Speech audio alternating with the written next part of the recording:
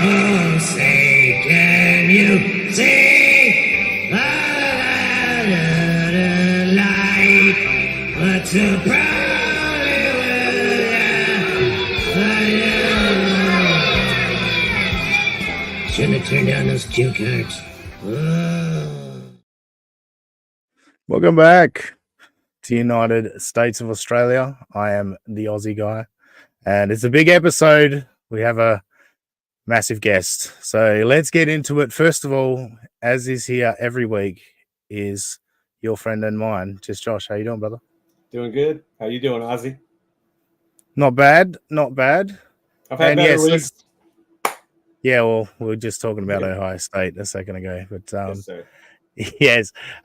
Next up is our big special guest, a man who needs to invest in a better mailbox. Please welcome Karl Hamburger. Thanks for having me, Aussie guy. Good to see you, buddy. Thank you, mate. Thanks for joining us. We appreciate you giving us your time. And sorry, before we go any further, we better introduce the man who thinks the mailbox is his asshole, Robbie, the Mariner fan. How you doing, brother? I honestly didn't see that one coming. That's a little. After how many episodes we've done this, and it still stuns me. Yeah. Always come up with something. Thanks for joining us this week, Robbie. I know you weren't feeling well Still last not week. feeling well. Oh well. Yeah. Better on the road. Really let us down. Robbie, are you a hoarder?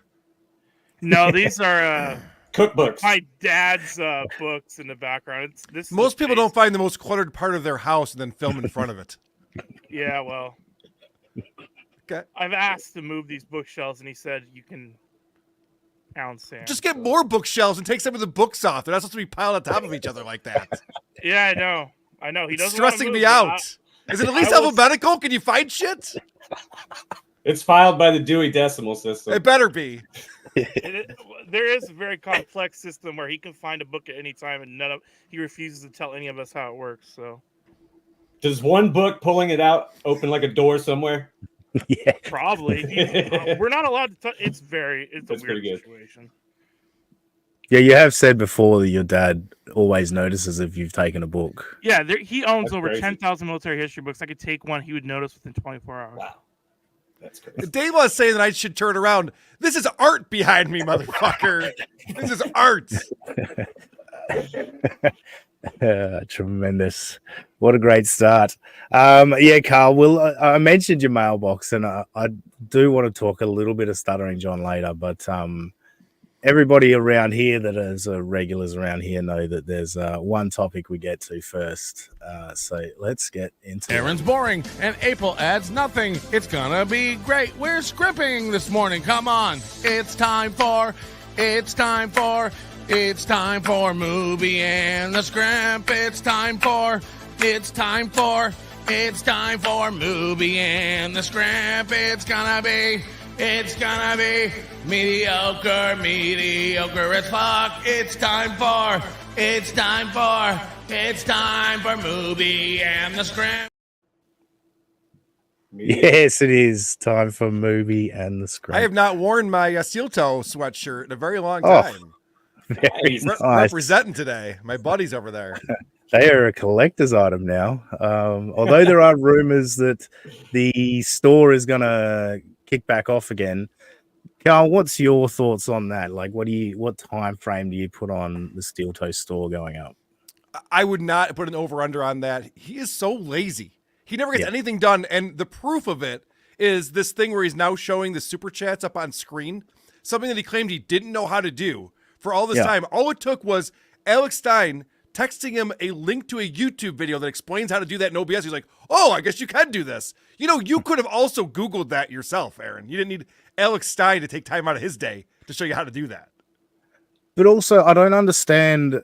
His show is the most basic and the most suited to StreamYard, and he's not just using StreamYard. Like, what He's is the he most basic. Yeah, why wouldn't he use Yes. StreamYard? It's so easy. There's just buttons. You click them and everything works.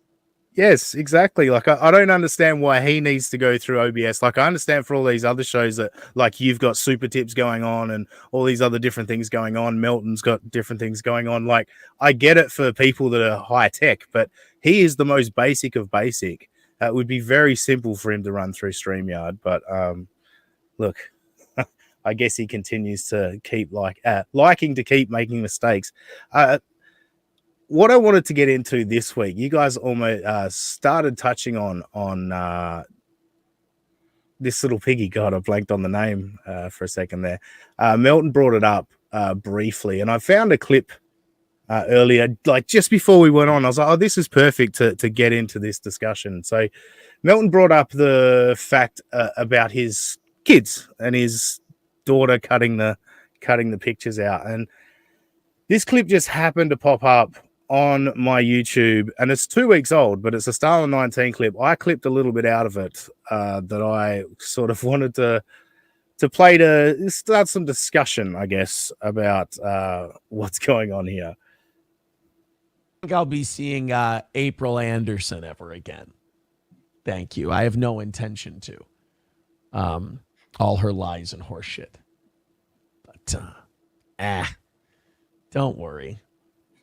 It's not like it affected my kids or anything. It's not like my oldest cut her out of all the pictures because she knows what she was up to. It's not like my ex-wife and I had to have a talk with her because of all of her horseshit behavior. So right there, he's using the kids, saying that Charlotte, well, his oldest, was cutting her out of pictures. What's interesting is how the turn's about to happen. But this right here is part of the problem. Don't you think, Karl? Like, talking about stuff like this is going to make things worse for his daughter rather than just dealing with it behind the scenes. Yeah, I was thinking the exact same thing. He loves to say that Melton sexually harasses his 10-year-old daughter, but she's probably not watching a lot of NLO. I don't know how up to date she is on that program. Yeah. But this is something that all of her friends will see. Her dad does an internet show. All of her friends will see this, and then he's airing this dirty laundry that she doesn't want out there about having to have conversations with her mom and him and cutting photos of April out. That's embarrassing shit. Would you want someone talking about you like that, Aaron? Talking about what you're doing behind the scenes? Exactly. And all right, the turn's about to happen. I'll kick the clip back off. But yeah, here's where the turn really goes, and you find out what this is really all about. In public. You don't develop a deep hatred for someone when they do that. And then, of course, all the not taking responsibility, blaming shit on other people, accusing other people of shit that never happened because you didn't get your way. Yeah, there's some hatred there. There's some Rewriting history again. She didn't accuse you of these things after she left you. She accused you of these things, what, a year into the marriage? 6 months into the marriage? I forget how long into the marriage, but he's now trying to rewrite history and say that she only accused him of domestic abuse after he left her. She left him, sorry, and not during the marriage. Yeah, I don't know. It's one of these things, Karl, we always talk about where he just gaslights his audience. If you only watch Steel Toe Show, there's a percentage of people who only watch Steel Toe Show, you would have a warped sense of what the reality is in this guy's life because he spins everything to be the opposite of what's really going on. Yeah, exactly. And I think at the moment, he's just clinging on to that like local group. And he's just like, can we ride this out and just hold on to them? Because I think he just wants to go back. Well, we all know he wants to go back to radio, but he wants to go back to that safe haven. But hold on a second, though. Community. Hold on a second, though, Ozzy guy. If that was the case, and maybe that is, because Aaron seems to be a very stupid person.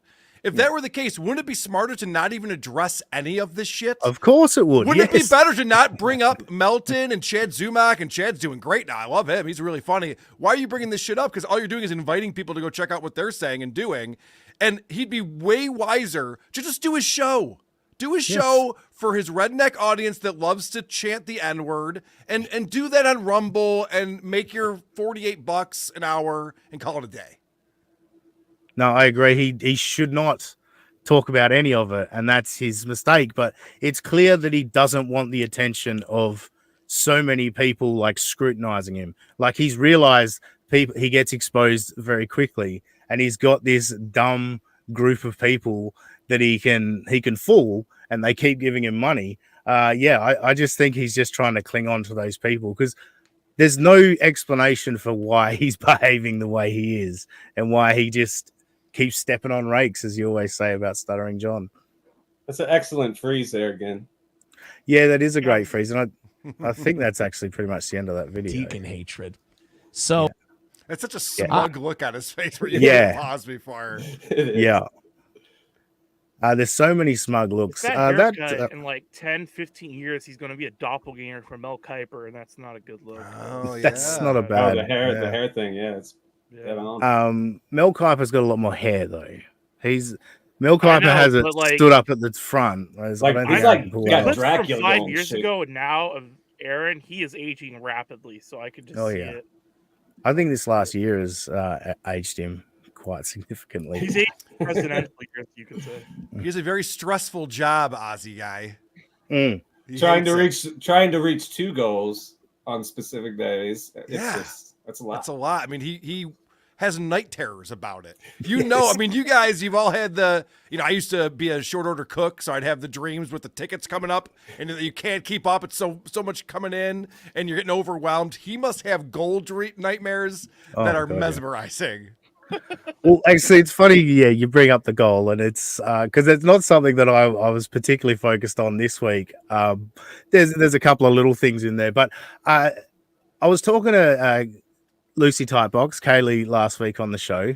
Go check it out if you haven't seen it. Okay. So now you're going to dox her? Is that your move now? Yeah, the host of Once Over with Kaylee. Yeah. But no, I talked about how, like, for you, like you say, you make a living doing your podcast, and of course, I believe you. But like, I personally doubt, and you can correct me if you want, or you can just keep it to yourself. But I assume this is not your only income stream, just your podcast. Like, you've still got other things going on. To some degree, honestly, when I left the agency, so I was a partner at a digital marketing agency. And the summer of 2020, I decided to leave that and focus on podcasting more. I still took on a lot of freelance work for digital marketing for a couple of years. I was doing that and podcasting, and now I don't do any digital marketing at all. I do have the other property that John was checking out down in Florida that's an income stream for me. But for the most part, it's all podcasting. Yeah, fair enough. But I guess the point is Aaron's whole focus is because it's just the goal, and this is his only... Well, other than the boxing, and we'll get to that, but this is his only income stream. Like, I don't think he looks at it in the right way. Like, obviously, we all assume he should go get a job and do this on the side, but to be so money focused and to look at other people and go, oh, we're doing better than them, we're doing better than them. It's like, you don't know what else they've got going on. You're assuming they're the same as what you are. And yeah, that's one of the things I always notice is he's just talking about YouTube numbers and donations. And it's like, well, a lot of us have got other things going on. I did a show with Aaron last year before I knew a lot about Steel Toe. He did an interview. He used to do, actually at that time, he was doing 3 shows a day. He would do the morning show. Then he did an interview show around noon. That's when I was on. And then he did the evening show as well. And I remember telling him, like, Aaron, you can't sustain this. You're doing way too many shows. How do you possibly prep for a good show if you're constantly just like, now I got to do an evening show. Now I wake up and do a morning show. Now I'm doing an afternoon. Like, there's no way you can maintain that schedule. And he explained to me, he goes, well, Karl, I got to do it though, because I got to, since we left the radio and Twitch, I got to support Corey and I got to support April and and he's going through the list of all the people, all of his guys back then at the time. I said, well, you have the wrong approach to podcasting. You should start a show that makes money for you, and then you can grow it as more and more money comes in. You start to pay people to help you out. Starting it with this huge overhead and going, we have to make this much money for this overhead is not how any business starts. You don't start a business with 12 employees making 0 money coming in. Yeah, and I think you played the clip the other day. Obviously, I get confused whether it's you or Milton or Suki or whatever, but the clip of him explaining April's where the April budget has gone. Explaining, yeah. Yes, exactly. And what I find funny about that is he loves to, again, play both sides of the coin of where April, she wanted all these expensive things. She just wanted all these expensive dresses, and she'd buy food at the expensive organic stores and, you know, not the cheap place and all that. But then on the flip side of it, it's like, well, April didn't really contribute much in terms of cost or, you know, income. And it's like, you can't have it both ways. She was either draining you financially or she wasn't an impact on it. Dean, we shouldn't even be talking about this guy's personal finances. It's ridiculous. That's he exactly brings this shit up. Like the fact, like this is where he fucked it all up to begin with. He goes, guys, we just need to make a modest amount of money that just keeps us going. I'm not trying to get rich on this. I just need $350 in the morning, $250 in the evening. That covers our expenses. We break even. It's like, why even say that? Why not try to make a huge profit? Why not try to make as much money as possible? No one would begrudge you that. Right. Five in the morning, $750 at night. Right. Or, honestly, we've talked about this before. The fact that he's doing the movie math as he's getting donations in, he's changing gross to net and explaining that thanks to the $100, we get 70 of that, or it's through Apple, we'll take 60 of that. And he's constantly doing this math and shit. Like, why not make the number a gross number so that you're not doing any math, and make it a number that, like, if you hit it, wow, $750, $1,000, whatever. And then if you don't hit it and you get half of it, you're still making more than you would have made with your $350 goal. Well, exactly. A couple of weeks ago, just before my vacation, we set a goal because Aaron was mocking me because he was making money and I wasn't. This was just after the, you know, our confrontation, and so I set a $2,500 goal for that show, and I ended up getting a couple $100. You know, there you go.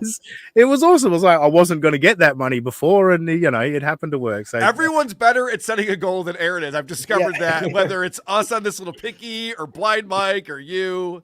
Yeah. No, it's fun. Yeah, that is the most fun part of his show, and I think it's the easiest to laugh at. And I think that's why Blind Mike has done so well with his steel toe coverage. And yeah, I couldn't believe that 5.5 hours that he did for the goal show. It was just that was awesome. It was great entertainment, like it really was. He turned Aaron's begging into some of the best, funniest entertainment. So no, it was good stuff. I wanted to say I got. Old Christian Blatt got me with the cringe of the week for my original attempt at name that projection. Now, I'm not going to go with the game again, but I feel like I was sabotaged by my co-host that day. Oh, come on. I think the game makes perfect sense. And I think if someone like yourself was on, Carl, you would have been much better at the game. The point of the game is you play a clip of Aaron criticizing someone, and you see if you can think of an example of Aaron doing the exact thing he's criticizing that person for. Now, today's are a little bit more general. They're not specific things, but it's just, you just can't help but just go, Aaron, you're talking about yourself. So let's start with this one. He's going after April.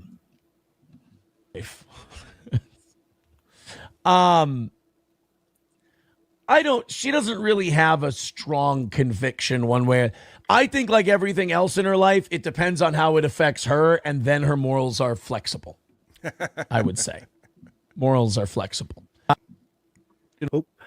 Carl, would you have an example of Aaron doing exactly that? I don't know, wife swapping and drug use and doing drugs with the kids downstairs. Yeah, I can think of a few examples.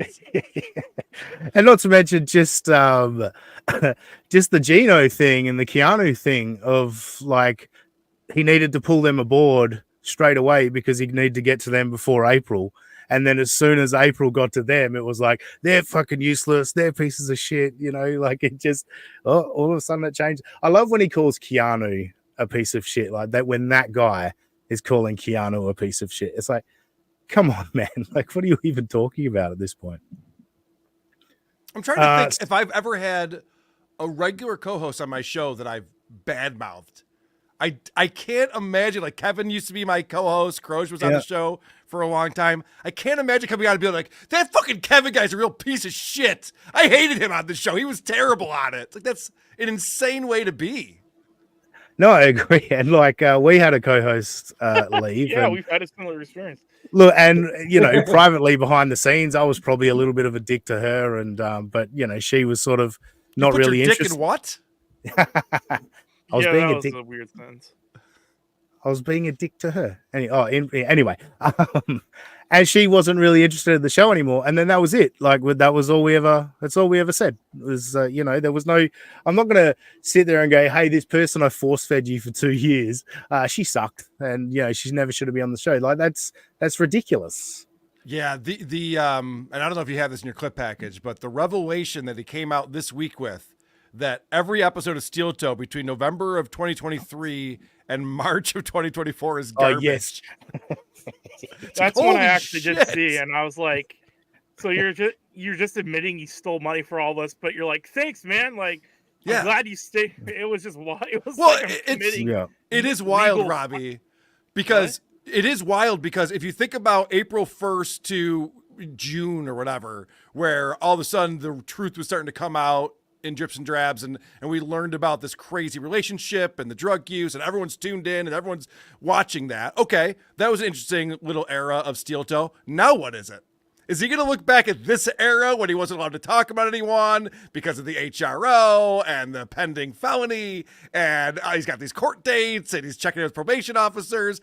I guarantee we're going to see come February. All right, guys, now this is the real show again. I couldn't do it before. Sorry, all those episodes sucked, but this is going to be great.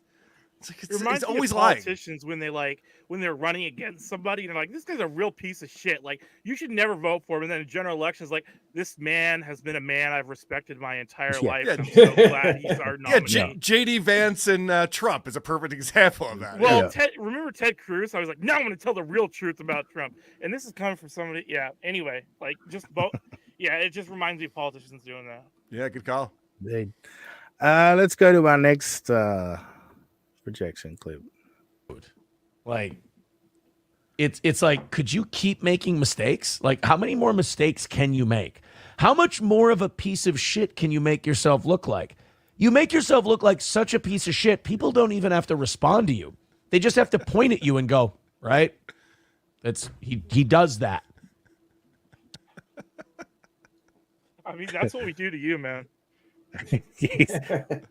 Yeah, isn't that the point, Robbie? Like I say, that one's a bit more general. It's hard to give a specific example of him. It's just a constant flow of wrong decision, coming across like a piece of shit, even just in the way he treats his friends.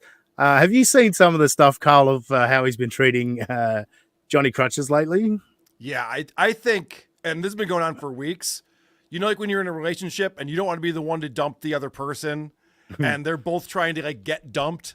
It's just like, well, if I'm a shitty boyfriend, she'll dump me, and then I won't feel as bad. Just waiting. Yeah, that they have a bad relationship right now. You can just tell because when Johnny Crutches is doing his solo show and people bring up Aaron, he's been unloading a little bit, and then Aaron to Johnny's face when he was doing that bit where he's like, "Well, we made the goal with Matt, so guys, if you don't give us money while Johnny Crutches is here, he's gonna feel like a giant loser piece of garbage. He's gonna feel like such a piece of shit, and we're not getting money, and I guess you guys hate Johnny Crutches. I guess he's garbage." Like, Jesus, dude. Yeah, that's a real friend right there. That's Yeah. damn. Good bit there, Aaron. Good stuff. I also like in that clip you just played, though, where Aaron's got nothing. So he goes, yeah, I mean, this is a person that, you could criticize them, or you could just be like, just look at him. Yeah. Okay. Good one. It's a piece of shit. Can you be a little more specific than that? Yeah. That's nuts. You got nothing. Okay, got it. And it comes to be the case with a lot, again, with the lolcows, like, of course, self-awareness or lack of self-awareness, I think is the key ingredient to any lolcow. Like they can't be aware of what's going on. Otherwise they wouldn't keep doing this stuff. But now I've lost my train of thought. I was started thinking about something else. My bad. Let's just move on. I'll pull up the next projection clip. I think there's one more. I think I brought 3. Oh yeah, there it is. Again, this is more general. It's getting enough play. It's interesting. It's fascinating. When people are falling apart in a weird situation, it's hard not to look. I mean, I get it. Like watching those two is it's watching a 30-car pileup on the highway. You don't want to slow down because you're going to traffic, and the drivers behind you might not be as interested as you are, but it's such morbid curiosity, you have to look at it. Don't you love how Aaron drags out a point like that? Is that him filling for 4 hours? Like, we got the point. It's like a 30-car pileup. Yeah, you want to stop and look. And he's like, you don't want to annoy the people behind you, but like we all want to look at. Like, it's amazing how he just belabors the point sometimes. Yeah, we get it. It's train wreck. Yeah, we get it. Yeah. It's a common phrase for a reason. We all understand that. Also, there's never been a case where the people behind you didn't want to see the 30-car pileup. We all want to see it. Well, because everyone's slowed down now. It's like, why are we slowing down? Oh, there's a 30-car pileup. Yeah, of course. George Carlin's got that great bit where he's like, "Oh, my wife's never seen a dead body. Officer, can you bring it over to the car, please? My wife wants to take a look at that." Yeah. One of the funnier ones. All right, that was it for projection. Hey, I just want to say, Christian Blatt, he has a comment in here. He says, "It's simple. Aaron overpays Johnny, and he knows it, so Johnny keeps coming back for the easy money." Now, Aaron's been making a big deal about how he gave Johnny a raise, and you might know this better than I do, Aussie guy. Is it like $75 an episode he gives? That's the number that Patrick says, but Aaron keeps saying he doubled his salary. Now, was he paying? I don't believe he was paying him $37.50 before, but again, it's Aaron. So it could be $100. It could have gone from 50 to 100. It could be. That's what Aaron's claiming, because I think it was pretty common knowledge that Johnny was getting paid $50 before. So I don't know that that's overpaying, Christian. Maybe it is, but $25 an hour. I do have to say, if you're Aaron and you're looking at this and you're going, "Geez, I do my solo shows, I make the goal. I do these shows with Johnny, and I have to give him $100. Well, that sucks." You get to a point where you give people raises and you go, "Oh, they're no longer really worth this to me anymore." So that's probably where we're at with it. Also, go Mets, Bladcast. Oh, screw you. I see a Dodgers fan. I am too. So there you go. You're a Dodgers Robbie, you can. Yeah, I am. Well, you knew that. Come on. You can take that chat off the screen anytime, Robbie. Yeah, so that's good. Whoa, sorry. All right, so this is the main thing I clipped, and it talks about the boxing thing, and then a little reaction to Matt, to where, again, just being a co-host to this guy is just phenomenal. I'm gonna do? Fuck it. Here's what I'm doing. I'm taking the boxing pay from training all these kids, from doing all the training and stuff. I get a little stipend. Just the training and stuff. Yeah. But I think that's the key word there. Is what he's actually doing. Stuff. What's the stuff? Imagine being so down on your luck that you have to use him as your boxing coach. My God. So I assume it's like wiping down equipment, mopping floors, perhaps, setting answering the alarm phones, maybe. system, answering phones, setting the alarm system before you leave. Yeah, I mean, I have seen where he live streamed or filmed holding the pads for a young girl, I think it was. But I don't know. The and stuff, I think, is a key little slip up from Aaron there. Well, also the fact that he says a stipend, he's trying to make it seem like this isn't a job. Yeah, exactly. It's like, no, you get paid for the labor that you do at the gym, so you have a job at the gym? No, I just get a stipend for helping the kids out. Like, no, you have a job. Tremendous. And I don't really count it towards my regular budget. You know what I'm doing with the boxing training? I'm giving it to Steel Toe this week. So you know what we're doing? $15 away from tonight's goal. Now, what is going on with the rules for the goal? Because now he could just go, you know what? I'm going to put in some money. Not really my money, the boxing gym. That's how he's trying to frame it, is the boxing gym is putting in. He doesn't count it towards his, what did he say, his personal budget or his finances? Yeah. What did he say there? Yeah. So all of this is on a spreadsheet somewhere, and that's how this show is getting developed. He's just like, "Oh, guys, you know what? I forgot to fill down, and no, we actually hit the goal yesterday. We're all good. My bad." Yeah, well, I think that spreadsheet is in that giant dome of his. I don't think it's actually written down anywhere, but that's why it continues to change. Yeah. The boxing money is going towards tonight's goal. You know why? Because I want to have a good time. I want to have a fun show. I don't want to worry about making $115 in 25 minutes. That's just fucking stressful. I don't want to do it. So you guys, Streamlabs, PayPal, Venmo, Super Chats, Rumble Rants, all that happy horse shit. Knock out that last $15. At this point, why even, if you don't want to stress about it, Why didn't you cover the last 15? just wipe it all out and say, hey, if you want to give, like, as you know, I've just put my own money into it, so we're just going to go on with the show and not beg. You know, like, unless he's actually smart enough to realize he's not going to hit his goal, so he's trying to eke out 15 because he knows that's what he can get. Just tell Johnny you're a little short this week. That's what's wild about Aaron and the goal. And obviously it's the most fun part of the show. We all enjoy it. But when he gets into overtime, and he's doing overtime on credit, and so he still needs to make this money, he'll get it down to $15 or $10 or even $5. And he's still, come on, guys, we got to hit this goal. It's like, Aaron, it's $5. Call it a fucking wash. Why are you embarrassing yourself over $5 or $10 right now? his need to get a win for the toe, as we like to say, but his need for that is it's unexplainable. Like, yeah, I think we would all be like, oh, we got within $10. Like $350 for a day's work is still pretty fucking good. Or sorry, $340, whatever. Yeah, it's so weird. I think the criticism has kind of broken him in that way. Oh, for sure. Where he can't let it go now. He's not doing the streak anymore. That was the reason why he had to get that $5. Guys, we got to keep the streak alive. And then the rules changed. You were able to make up the money after the show or the next show, and then the streak stays alive. And now the Vikings are 5-0. He's got a new streak to focus on. He's like, all right, all we're talking about is the Vikings are 5-0. We don't have to talk about how many days in a row I've hit the goal. Great. And let's call it another win for the toe. What do you say? Dude. Uh-huh. The weather fluctuations. Yeah. Are fucking shitty for the flies. Yes. You top 3 in the world behind Kermit and Bubba. Kill all the flies. In Minnesota, when it goes from summer to winter, all the bugs. I have to correct you. Try to run into everybody's. Sorry. Yeah, I don't know who's behind Bubba and Anthony, but those are the 3 guys in the conversation. Good. Sorry, you're right. How you rank them is up to you, personal preference. You're right. Yes.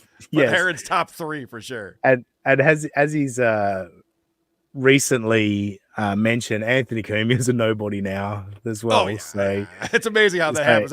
He doesn't like him anymore, so he sucks. Okay, sure. Yeah, exactly. And also, he didn't know who you were before, Aaron. It's not like that he liked you. He liked the look of your wife. He remembered her. Yes. This is the time of year you get spiders. This is the time of year you get box elder bugs. This is the time of year you get flies.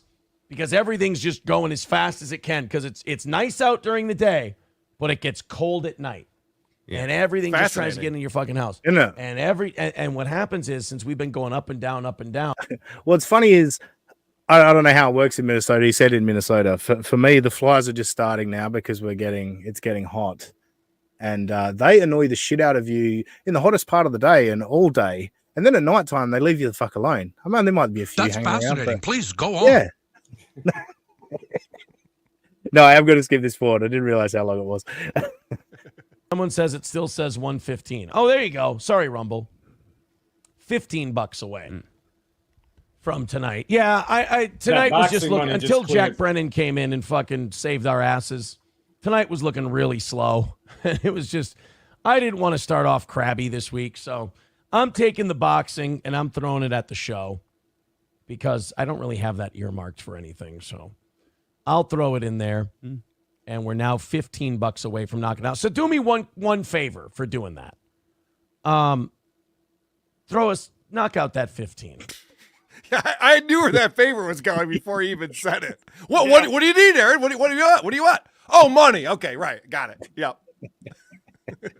Exactly. Melton says it all the time. Whenever he's got a brand new idea, you know what I was thinking would be fun for today's show is if you guys gave me the goal right at the start. That would be amazing. Yeah, it's never like, you know what? Can you guys do me a favor? Watch my dog. I'm going to go away for the weekend. Because I'm going to come over and just dog watch, maybe mow the lawn for me. No, it's always just give me money. Can you do me a favor and hit the like button It's quite funny. Aaron gets so little likes on, like, he has like 4,000 views or whatever, 3,000 views, and there's like 70 odd likes, and I'm like, my 300 odd views nearly get 70 likes. Like, Right. you're doing something wrong, Aaron. We do miss the thumbs down button, don't we? It'd be nice to see what that looks like. It would be nice to see what that looks like. While we're doing these next couple of stories, and let's call it a W. All right. Let's go ahead and do this one. Liberal girls are using fake profiles. I have to say, let's talk apps. about his broadcasting real quick. Mm. Let's go ahead and do this one. Was his transition from begging into whatever news story he's going to do. He loves to talk about how he's prepped. He's always so prepped. He says out loud his thought process. Yeah. For someone like me, I'd look over at my thing. Holy shit, this is a crazy story you guys have probably read about. I have some details I want to bring to you. That's how you start the thing you're going to do. Get people excited about it, show that you're interested. Oh, all right, let's start with this thing over here then. Okay, Yeah. Cool. Well, and the other thing is, he was like bitching about Johnny not like being into the Pete Rose stuff that he was covering, or not knowing enough about it and that. But like, they don't talk anytime outside of the show.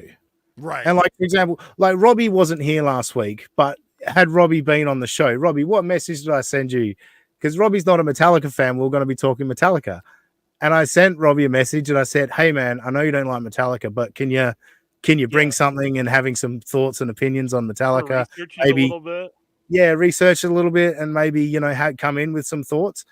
Aaron doesn't do that. He doesn't message Johnny and say, hey, this is what we're talking about tomorrow.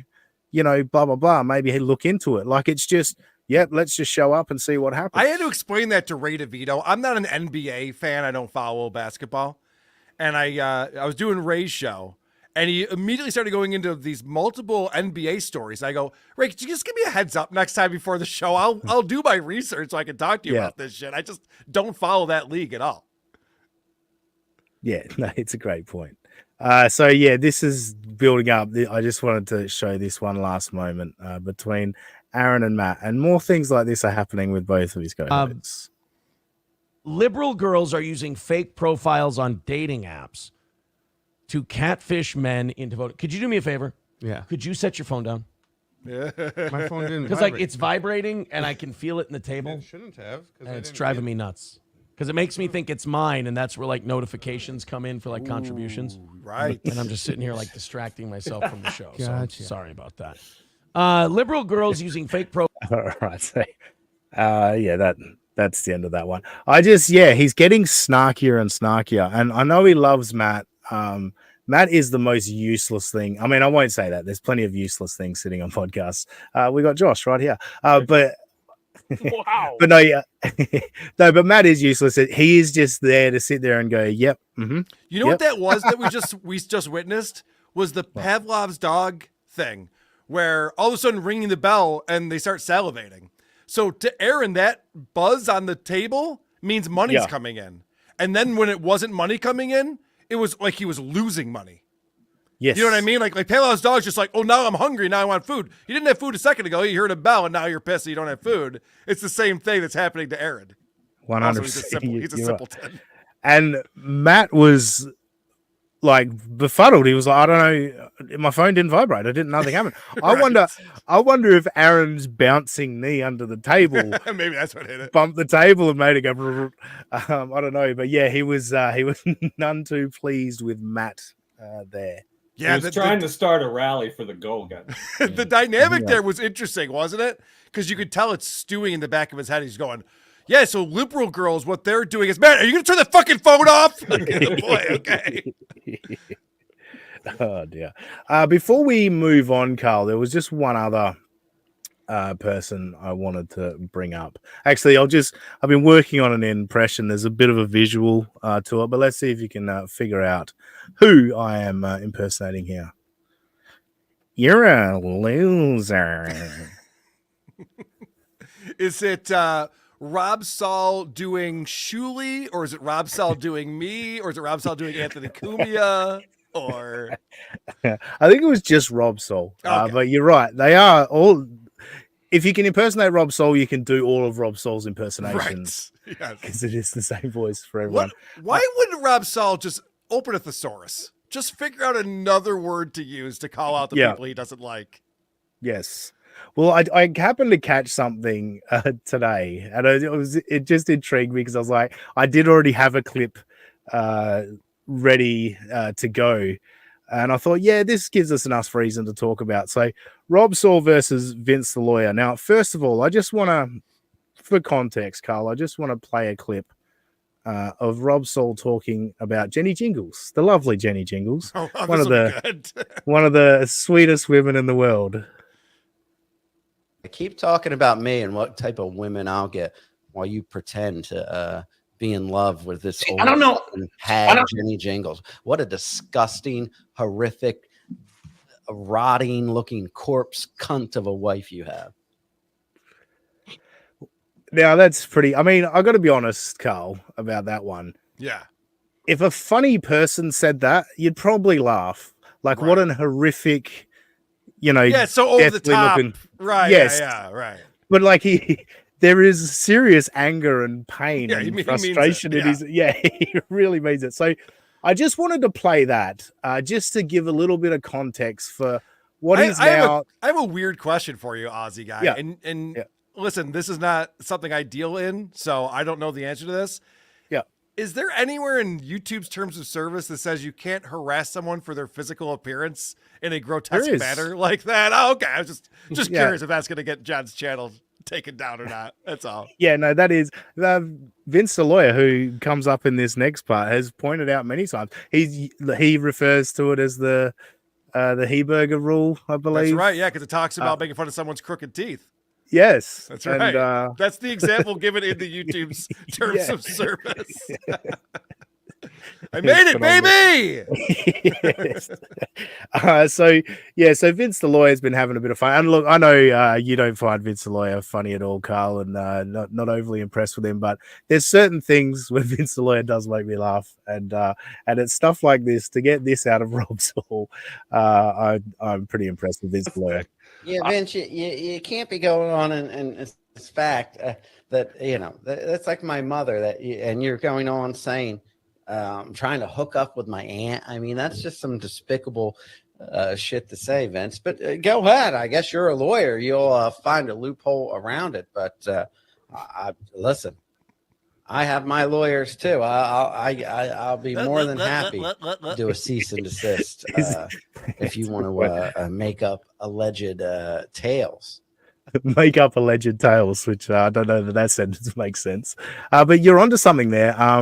What is it, Porky Pig? There's a little bit of Porky Pig when he stutters in there. He claims that he's a broadcaster and he's good at this. He can't string together more than 3 words in a row without going, Yeah. He makes me feel a lot better about my ums. And he's terrible. Yeah, I know. Oh. I had a public speaking class where a teacher made me paranoid about that. But it's one of those things with, like, there's this, oh, wow, I just did it. Anyway, there's a judge that I've heard in Albany that will manage to put 2 uhs in one sentence without it being like spam. It's remarkable. I know that's off topic, but it's crazy. I just wish he would listen back to himself and try to correct it. I know that when I first started podcasting, I had a lot of crutches and weird things. I'd go back and listen and go, oh, I got to stop doing that. Or people would tell me about them, that I pronounced words incorrectly and things like that. So I tried to clean that up and fix it. He's terrible at this, but that's not the point. Obviously, the point of this clip is that he goes off and says the most ridiculous, heinous shit about my wife, and then Vince the Lawyer talks about him with his aunt or his dog or something like that. He says like, "Yeah, you can't say that. I'm going to sue you. Yeah, I'm going to sue you." And isn't that always the best way to react to something like that and make it go away? Is by saying, yes, I'm going to sue you, rather than just let it roll off your back. And, he's terrible at this. He's the worst. Yes. Yeah, he might be the most gross person. And we'll get into that discussion about Stuttering John and Aaron Imholt shortly. But Yeah, Rob Soul just might be the most gross person that's popped up in the Dabbleverse. Like he's applauding the death or the miscarriage or whatever it was with his ex-wife, and accusing the guy of being a pedophile. And if he is a pedophile, you're not doing anything to protect your daughter. Like it's, you know what I mean? Like he's either calling someone a pedophile that's not, or just letting a pedophile live around his daughter. No, like the most egregious thing that he's done is agree with everything Stuttering John says. That's the most offensive thing that Rob Saul does. He gets out there. I put a video out this morning on our channel. It's on in our latest episode of Who Are These Podcasts, where whoarethese.com is where you want to go, where we talk about how Clay Dabbler is starting to push back now on John. He's starting to challenge him a little bit. And it's fun to watch that. I like it when even Brian Karam and Richard Ojetto, I don't give a fuck about either of those guys, were pushing back on John for his behavior during Hurricane Milton. I'm like, this is what John needs. He needs a real friend or someone to go, no, John, you're wrong about this. You're doing it wrong. You're doing everything wrong. Rob Saul sits there just like, yeah, they're all losers. We're killing it, right? Hey, why don't you come on my show when you're half in the bag? Oh, this is great. I can't even do a Rob Saul impression. I can't say that much. I can't even do it. At my worst, I could probably do a yes. There you go. I just didn't. I have a lot of them. I do a lot of it. When I listen back, I don't even realize. It's not even close. Play that clip again. Go back and play the beginning of that clip again. He was talking about Vince. How many Dwyer. are there? Yeah, this is insane. This is not how people talk. This is his first language. He's not like from Spain. Yeah, Vince, you can't be going on and saying this fact that that's like my mother and you're going on saying. Trying to hook up with my aunt. I mean, that's just some despicable shit to say, Vince. But go ahead. I guess you're a lawyer. You'll find a loophole around it. But listen, I have my lawyers too. I'll be more than happy to do a cease and desist. And it's not just the us. Make up alleged. There's tons of us, but also I mean, listen. These are all crutch words to get your brain to catch up with what the fuck you're trying to say. Also, he doesn't just say it's like a It's just even worse than a regular elongated. Yeah, there we go. I know that I was just about to do it. Love a parade. I knew that I was about to just do a big because I definitely do that on transitions, and so I paused and stopped myself. So no, that was a little bit of fun with Rob Saul. I just thought that was interesting. This is going to derail everything because now it is. It's going to ruin me now. Good. Get better. Everyone should get better at this. We should indeed. Now, I thought that would be fun, given that all the shit he's talked about your wife. I wasn't sure if you'd caught that. No, that's hilarious. That's very funny. How did you say that about me? There must be some truth to that, or else I wouldn't be so offended. Yes. Now, Karl, you have brought some clips along. I requested a little while ago when I invited you on the show. I said, "How about you come on and do a little segment roasting us? Do your WATP style on us. I know you've done it to a few people's face now. I remember you did it to Eric Nagel and Brian Johnson. Yep. Was there another one? I thought there's been a couple. Did you do another one to someone's face? Oh, Ray DeVito. Yeah, Ray DeVito. Yep. You did it to his face. And you've talked about how much fun it is. And I was like, well, we can all handle criticism and jokes at our expense. So why not do it to us? Have another round at it. So what have you brought for us? All right. Well, if you want to pop up, I'm presenting over here on my end. So you guys did an episode. Hey, Robbie, you want to be in charge of that for me? Sure. Your most recent episode. You had my friend Kaylee on. We have Jay Scoop, and Josh is with us, of course. Mm-hmm. And you guys are talking Metallica. But first, you're doing what we just did on this show. You're playing some clips of Steel Toe. Yeah. And this is the second clip that you had prepared, Aussie guy. The second clip. I don't know how many clips there were. This was number 2, and you didn't know how to set it up. Oh, I'm sure. But so that was very funny on the Bubba show. Something that wasn't funny today, and I got to thank somebody on Twitter for getting me the dirt on this. I'm not. All right, so I completely forgot what this gets to something that I want to talk about, but there is some more to it.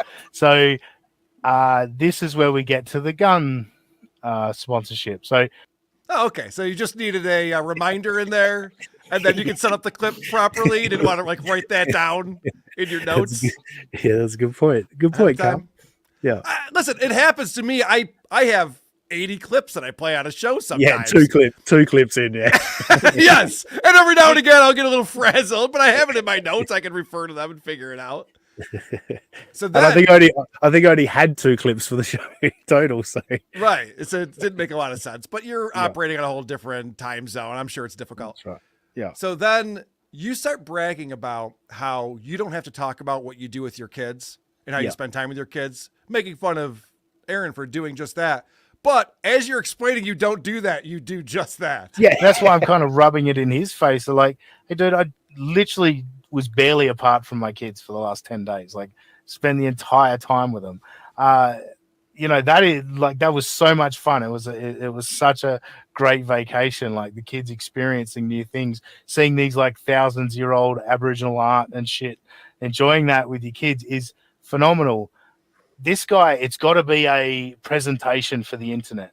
The internet has to know that I'm hanging out with my kids, as opposed to just hang out with your kids. Didn't you just explain that? Yes, I did. Clip?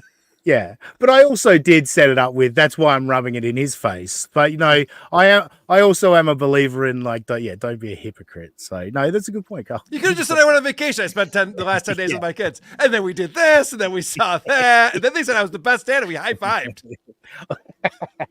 Maybe didn't go that far. They definitely did. Yeah. I'll give that to you. But Dean has been feeling it lately. He's the star of the internet ever since he went on Hughesy's show, and the first person to confront Aaron with some of these questions that we have about him. And so he is declaring that he's basically the only thing anyone's talking about in the world of steel toe. The only thing anybody has talked about with Aaron in the last few months is his confrontation with me, where someone pushed back at him. Like, people talked about that. They weren't talking about the Nick Recator stuff and the goal and that. They were talking about how we had this back and forth.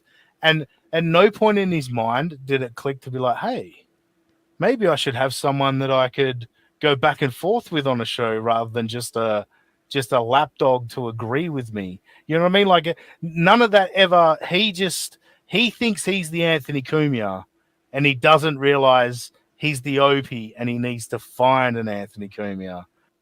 Here's the part you're not understanding in this, and I agree. That is the most important thing that's happened to Aaron. Your conversation with him, I still applaud it. I love the interview you did with him. We found out a lot of things, that he's a compulsive liar, and it's great.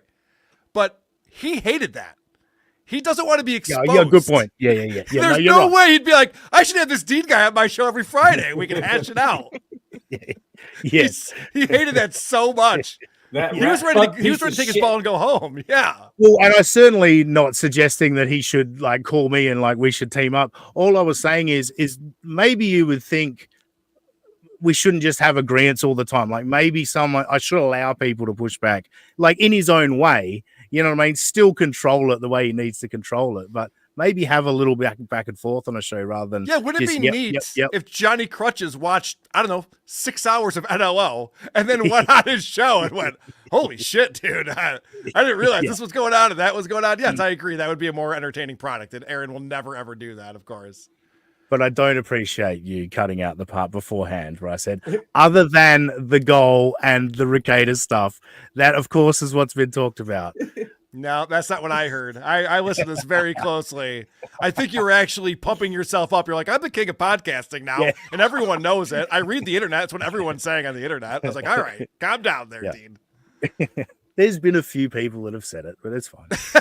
There's been a few. I've seen a couple posts.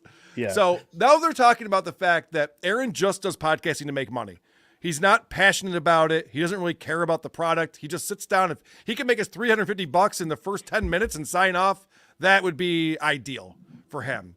And so now we talk about Lucy, my friend Kaylee here, and how she's actually passionate about it. Can't imagine trying to be dependent on it. I would want it to be a passion, and then if I could make something off of it, cool. And you can definitely see that with our young lady here, that she has a passion behind what she does, not just trying to chase money. She's Jewish. Did you not know that, Scoop? Are you out of the loop on this? You really think that she's in it because she's passionate about something? She doesn't just want the money. He is in Ukraine. Yeah. He doesn't understand. Yeah. No. Unfortunately, Scoop not here. Speaking of Scoop, I'm glad he's not here because Yeah. this next clip right here, he starts bragging about his singing career as if he's Aretha Franklin and we know about him or something. This is insane right here. We're just like, we don't know who you are or what you sing, buddy. So, as most people know, I do singing, but my background from when I was growing up was totally not what I ended up singing. You know, like it was on the R&B side and rap and all this, and then behind the music with J Scoop. All right, grunge, and then finally later on when I started singing, you know, it was like hard rock, metal. You know, I'm kind of drifting along those lines. And anyways, the one time I was ever kicked out, I could see Aussie's guy's eyes closing. Yeah. He is ready to take a nap during this rant. Kind of drifting along those lines. And anyways, the one time I was ever kicked out of a band, it was because of something I said about Metallica.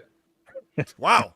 And that was a long ways to go to be like, and the one time I got kicked out of a band. Guys, I've played in every style of band. I sing every style of music. I'm sure you know. I'm sure you have my whole discography. But let me just say, the one time I was, it's like just, okay. Yeah, and I was saying, I did like where he said most people know. What, so like what, 4 billion people? Right. I was confused by that. Yeah. All right. So, Aussie guy, you confessed to something. I didn't know people like you existed in this world. Of course, we're talking about Metallica on this episode, and I was shocked by this. Yes. Well, I've got the different. So I'm a millennial. I was born in 1983. So in 1996, when Metallica released Load, I was 13 years of age, and my brother's 3 years older. He bought Load, and then he was playing it, and I'll never forget the song King Nothing. The song King Nothing grabbed me. I don't know. I liked that guitar. I liked the hook of the chorus. Where's your crown, King Nothing? Like it just. Yeah, I don't know. It just stood out to me, and then I just started listening. Until It Sleeps was before it. Hero of the Day was after it, and yeah, before I knew it, I listened to the whole album, and I was like, I like this band. Can anyone top that embarrassing story? Does anyone have a more embarrassing story than getting hooked on Metallica from King Nothing? I was 13, Carl. Give me a break. Well, and lucky for you, Scoop, who I was just goofing on a second ago, is actually a great guy and a great friend because he decides to save you from that embarrassment with this. I would probably have to go with the one that would piss everybody off, and I mentioned it before, but not a single song, but the Saint Anger album, because everybody said, oh, they changed it, and it sounds like blah, blah, blah. And I was like, yeah, but it sounds raw, and you know what? Like, I appreciate it, and especially as a singer, like, you're always trying to not make your last thing sound like the next thing. And I was like, you know what? I appreciate that they went that route. So, you know, it's like fucking around. Let's see what this does. Scoop would have to die on that hill saying Anger. Sorry. Well, he couldn't even convince us that he actually likes that album. No, he couldn't come up with a single song that's good on that album. He's like, there's no songs on it that are good, but it's different. Yeah, well, yeah. It's different. I'll give you that. Doesn't make it good. And then this talk about what if Cliff Burton had never died and what would happen with Metallica. And Aussie guy says something here that's nuts. Do you guys ever sit and wonder what Metallica would be if Cliff never died? And I love Jason. I'm a huge Jason Newsted fan. Like I just thought he was like, he's so metal. You know what I mean? Like he was the guy on stage representing metal, but nobody loves Jason Newsted. Even he was shocked he got that job. When they heard him, he was just like, what? Me? The real bass players have auditioned for this band. What do you mean, me? They didn't even allow that bass to really come through on Injustice for All. And that was his first fucking... Metallica admitted on Stern, I heard them say they mixed him right off that album. Yeah, James didn't want that shit. Yeah. Yeah. And all these guys going, I mean, everyone loves Jason Newsted, of course. Like, no one misses. I didn't say everyone. I said myself. And I'm not even saying that. Of course, I wish Cliff never died. Of course, but no, I liked the guy. He was on stage giving it everything every night, and that's all you can ask of the guy. You know, as long as he plays Cliff's bass riffs well, I'm happy with him. All right, so then Scoop is part of this conversation. He's there throughout this conversation and is wildly confused about what we're talking about. The fact that Metallica's first bass player died in an accident. Didn't they have a member of the band die like in some auto accident, like really early in the? It was Cliff in the bus accident. That was Cliff. That's the guy we've been talking about for the last 10 minutes. Yeah. Oh, I thought you said he had been in there 20 years or something. Oh no, Rob has been in there 20 years. Cliff died in '86, so like it was like 5 years into the band. And okay, keep up. Yes, I couldn't believe he was in the conversation. I'm like, oh, you don't even know what we're talking about. Okay, well, fair enough. As soon as you said that, he's been in this whole conversation. I was like, I know what this is, and yeah, this is brilliant. That was wild. Even you guys were like, yeah, the guy we've been talking about for the last 10 minutes, right? Yeah, that's the guy we're talking about.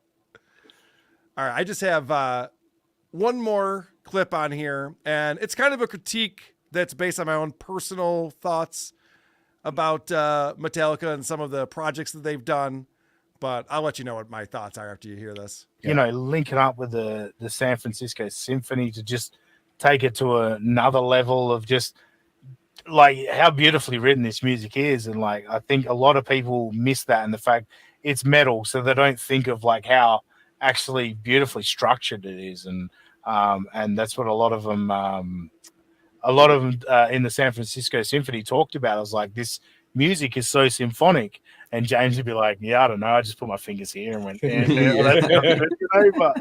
yeah, it is this brilliance that they had like creatively that it created this amazing music. It's actually terrible. It's why they haven't gone back and done it again. Now, during the clean parts in Metallica songs with the symphony orchestra, it does work.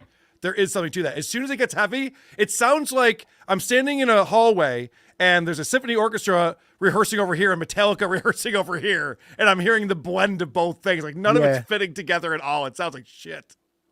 No, that's fair enough. And look, I'm no musician or really understand music. It was for me, like, you know, and I was sort of recounting stories that I'd heard because I've watched documentaries on it and stuff. But yeah, for me and my simpleton music brain, all that stuff sounded beautiful to me. All right, this is my own personal opinion. I understand. Maybe it's amazing. No, I guess it's that's the thing about music. It's so subjective, and I wasn't sure your thoughts on Metallica. I mean, what are your thoughts on Metallica overall? I like their early stuff. I guess I'm pretty boring about Metallica. When the Black Album came out, that's when I was buying a lot of music, and I was listening to, I was a skateboarder, so I was listening to a lot of punk rock, and of course, grunge just started around then. So I had the Nirvana and Pearl Jam and Green Day and Weezer and all that kind of stuff. And I did like the Black Album a lot. There were a lot of great songs on it. I liked the stuff they did before that. Master of Puppets is my favorite. But yeah, I kind of, like with a lot of people, stopped paying attention to Metallica by the mid 90s and beyond. Never really did anything for me. No, and look, all my favorite stuff is from the 80s. And also, I have to tell you guys, so I watched the entire episode. I have 10 clips. I mean, you guys do a good show. I wish there was more I could rag on. Of course, Robbie wasn't there, so that would help me out a lot. I should have picked an episode with Robbie. That's my bad. No, I appreciate that, Carl. And I've certainly someone like when I first thought of you covering me, you used to do those supercuts of people's crutch words and all that. And that was my first thought back when I started listening to your show. It was like, if he listened to me, he would have a supercut of ums, likes, knows. And I try and work on it. But especially when you're only doing one show a week, you do need that repetition. And I guess once a week is enough of you. That's fine. Yeah, no, that's no one's asking for more than once a week. Yeah, fair call. Let's. How much you all right for time, are you, Carl? Or? Yeah, cool. I wanted to get into let's get into WATP and the dabbleverse, and of course, we mentioned the mailbox at the start of the show, and. Yeah, we're not going to play the video, of course, because it does actually show your Florida home. But I don't Stuttering care. John. I mean, they did that on Uncle Rico last night. They blurred out my house. Like, it's just a house. It's not, you know what I mean? Like, I don't know how that could hurt me just looking at a house in Florida, but whatever. But yeah, I mean, just him, pretty much just calling you a pussy, and yeah, that was weird. Yeah, you kept calling my house a shithole and then calling me a pussy play. I was like, I'm confused with what's going on. What did I do? yeah. But you did lose your mailbox. But yeah, obviously you've seen the clip. You've seen what he did. What are your thoughts on what he did there? It's so bizarre to me that he feels the need to drive by my house and turn that into a segment. He actually was doing a podcast from the McDonald's parking lot, said, guys, I'll be back in a little bit. I'm going to go check on Karl's house. Drove to my house, filmed all this footage of him calling me a pussy and looking at the house and whatever, calling it a shithole over and over again. Then he goes back to McDonald's, starts up another stream, and plays the video that he just took and laughs at himself calling me a pussy on the show. That's such bizarre behavior. People have asked me if I've ever been by John's house because we do live close to each other. No, I don't care what his house looks like from the outside or the inside I'd be interested in, but I don't give a shit about going and visiting the guy's house. I think it's weird that he wants to visit my house. I am assuming his boss put him up to it because his boss was texting me nonstop this week, asking me all these questions about my house. So he seems to be much more obsessed with it. But John, taking orders like a good employee, I guess. Well, speaking of his boss, I've got to bring up Cape Coral because if you're going to cite Vince the lawyer, you're obviously already on flimsy ground because Vince does some creative editing, etc. When he presents things. But how much truth is there to these shit trenches, Karl? How bad are they? I know you talked about how your water was very stinky when you first got there, and you had to get the special, what is it, like a filtration plant or reverse osmosis? RO plant. Yeah. What is the deal there? Vince likes to paint Cape Coral as this very, these shit trenches and a poorly thrown together area. What's the deal with Cape Coral? So the canal that runs, freshwater canal that runs back behind our house, I've seen tons of turtles, tons of fish, otters are in there, alligators, iguanas, some of the coolest shit you've ever seen all lives in what he refers to as shit water, but it's not, it's fresh water.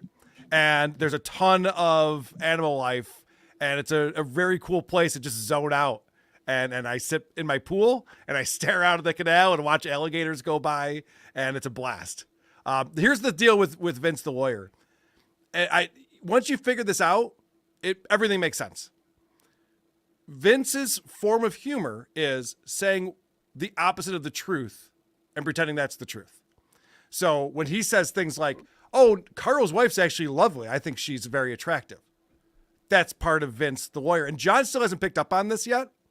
And so Vince says things that he doesn't believe at all that are obviously the opposite of the truth. And John goes, "I don't know why he's saying that. He's wrong about this." Like, John, you still don't realize what his troll is? It's very simple to decode.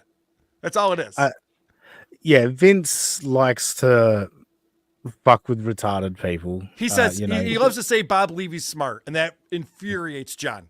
Well, Bob Levy's really smart. No, he's not. No, he's not. It's like, that's the joke, John, you retard. No, indeed.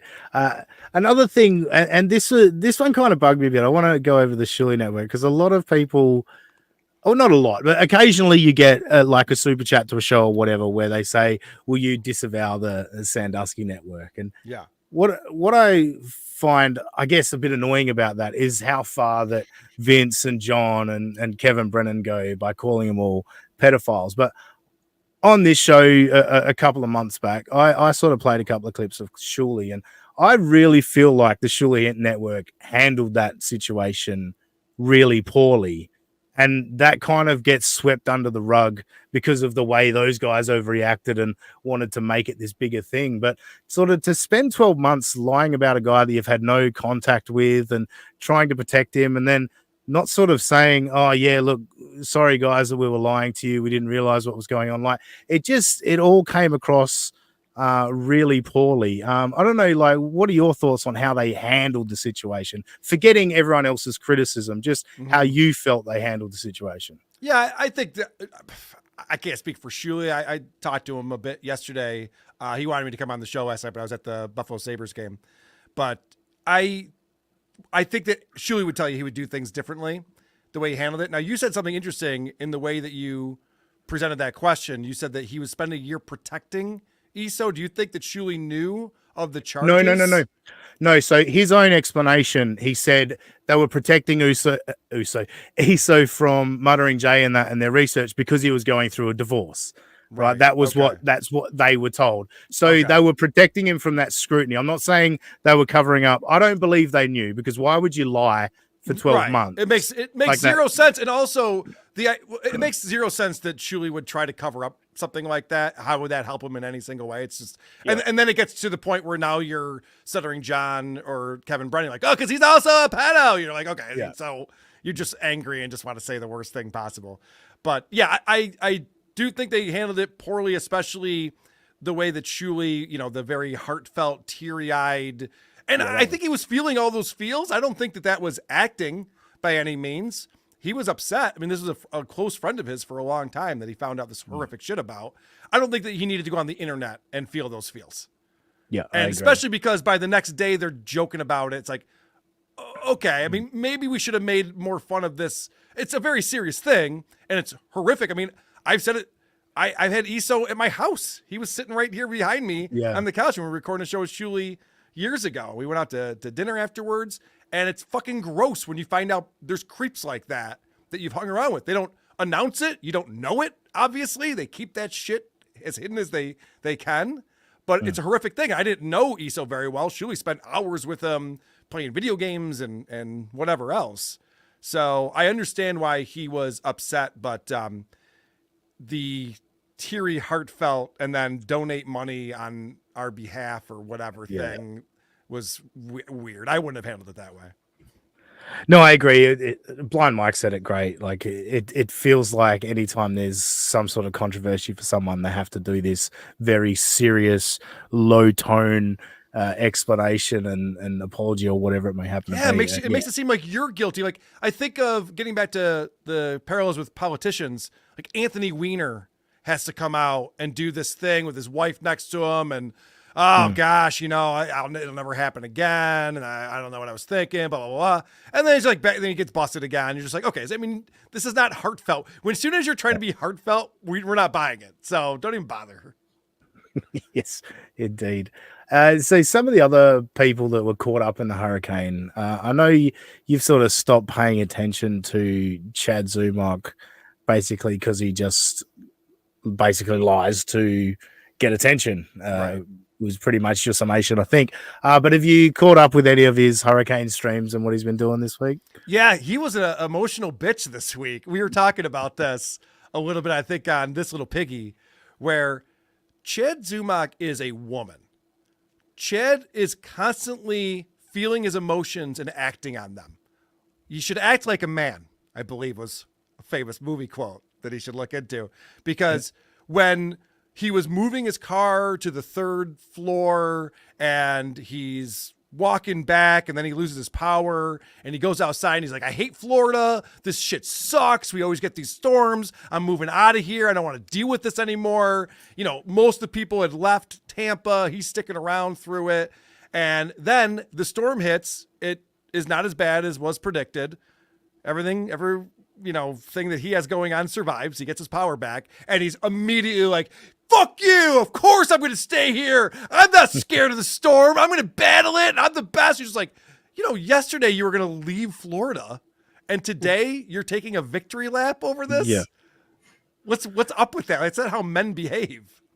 I loved Stuttering John. Yeah, I'm sure it was on your show where, because I think someone even said Stolen Valor, where Stuttering John said, Army Major, being in the army and all that, how your time can come to an end at any time. Like it's like, what do you? He goes, I'm going to go down with the ship. Talking about his house. That's why he didn't leave. He goes, Richard Ojeda, you're in the army. You know what this is like going down with your ship. It's like, oh no. In the army, they abandoned all of the ships in Afghanistan. They left all of that shit to try to get out of there. It's about getting the people out. Going down with the ship is when you have a whole crew and you're battling to the end. Very different thing than just getting drunk with the cats in your house during a storm.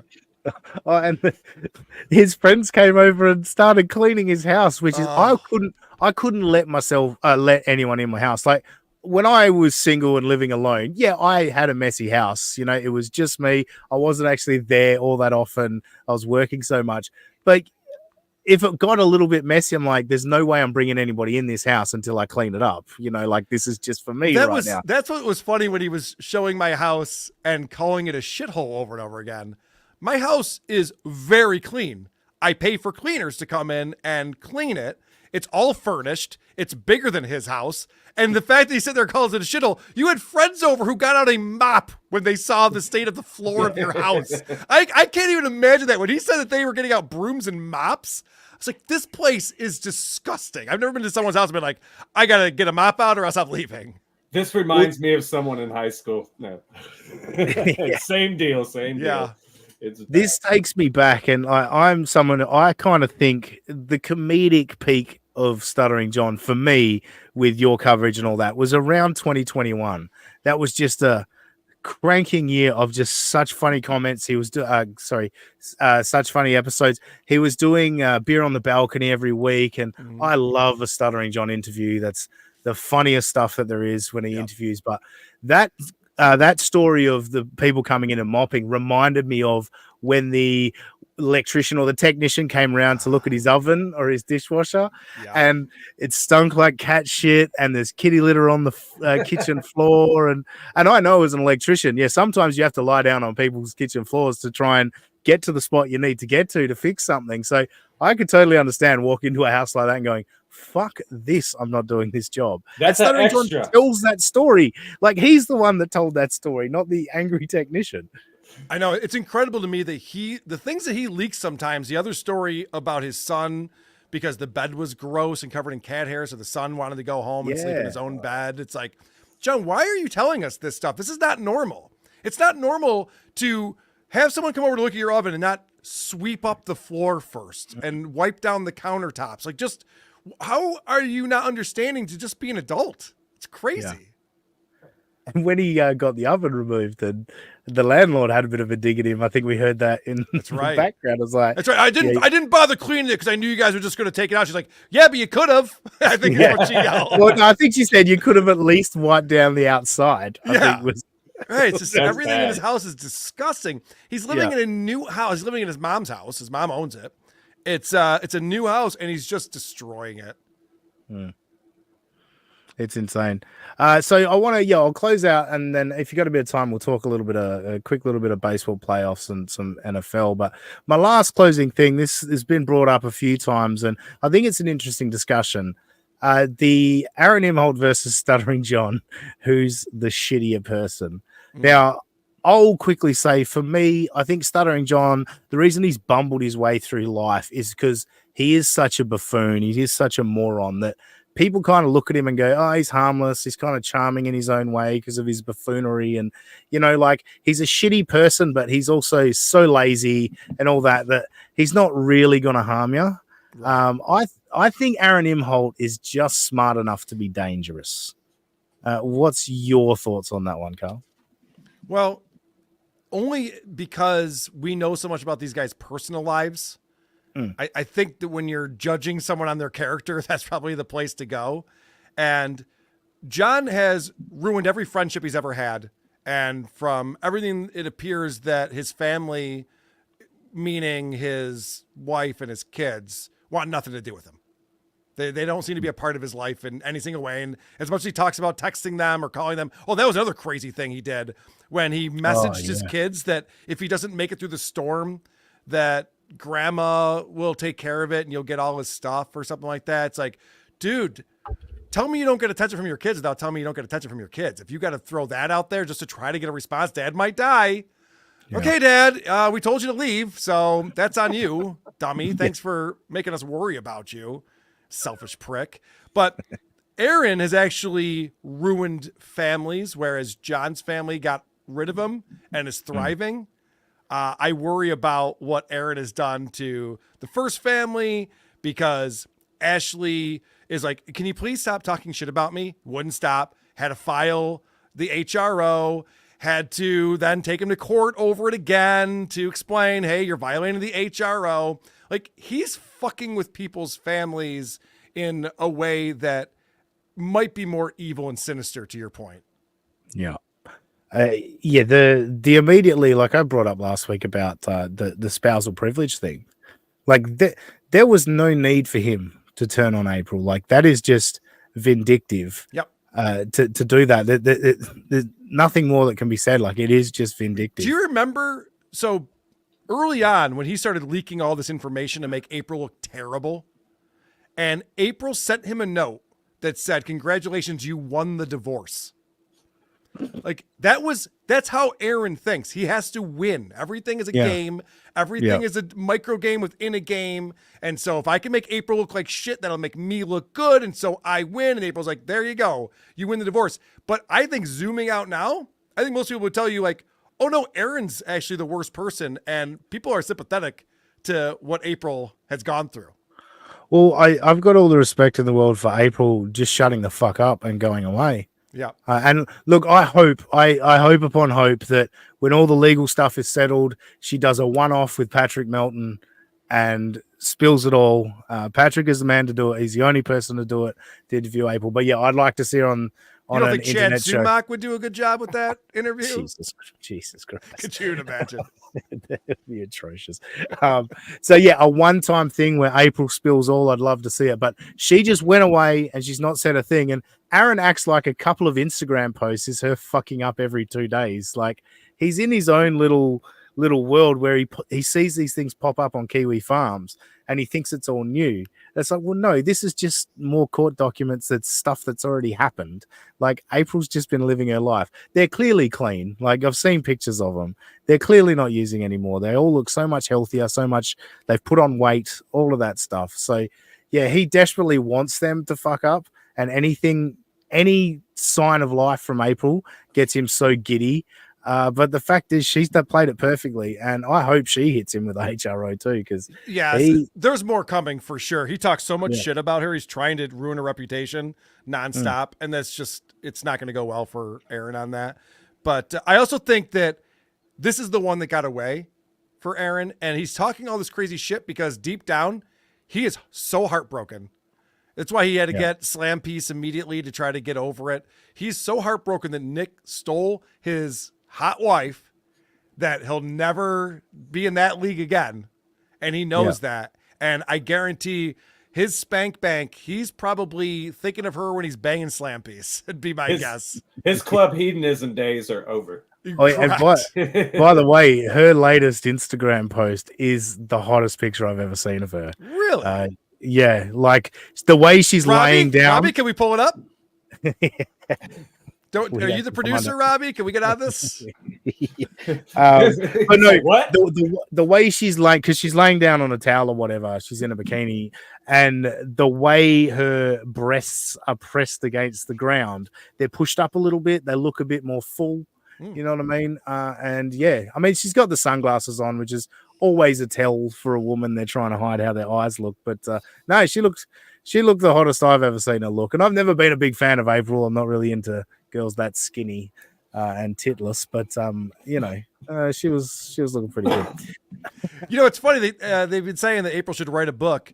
Skinny and Titless would be a good title. I like that. Best seller. Right. That's been some fun. What have you got coming up? Oh, sorry. What do you think for Stuttering John? Like, I've got bored of him, all of that. What do you see? Do you see him maybe doing something insane to get a bit of attention again? Or does he just keep plodding away? Everyone will give him his $100-200 a day. What do you think with Stuttering John? So John is working closely with Vince now, and Vince is going to definitely direct John to make him do interesting things. Yeah. So I don't know what the next thing will be. I've said this, when we were doing Point Dabble Point, which hopefully we'll bring back soon. When we were doing Point Dabble Point, every week we're talking about the week of Stuttering John. There were so many times it's like, wow, I didn't see it going this way. This is unpredictable. His cross-country adventures, that whole thing was amazing. Then when he was in New York, and there's been a lot of things. I think there's still more fun stuff coming up with John. It's been a little bit of a lull because these episodes where he's just performative John, and some people enjoy it or enjoy goofing on it. I can't even enjoy goofing on it because he's not being real. he's trying to do a character that he thinks is like a tough guy, cool guy, funny guy thing, and I just don't care about it. I like it when he's real. I like it when we find out what's really going on and he reveals the truth about his life. And that's why I think guests are great for him, because you get more real out of him with guests, because he's trying to run an interview, so he doesn't have time to think about performing. You know, it's just, oh damn, they stopped talking, I got to think of something to say, because obviously he never listens. I had a closing point about Aaron there that coincided with that, but now I've completely forgotten, so it doesn't matter. I think we'll leave it there for the Dabbleverse and still. I rambled too much. It's on me. No, it's fine. I lose my train of thought so often. Probably should stop smoking weed, but it's fine. Carl, if you got a few minutes, do you want to talk a little bit of Major League Baseball playoffs and talk about the Bills?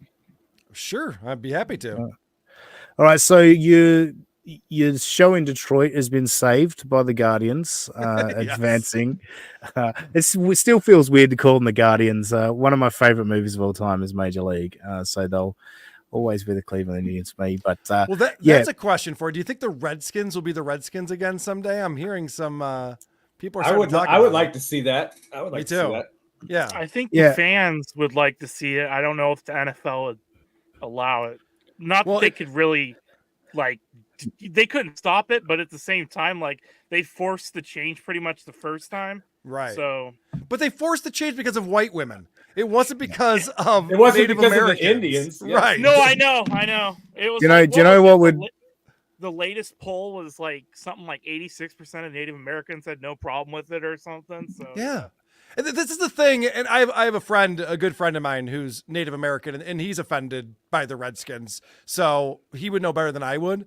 But my whole argument was, no, we're not calling them a name.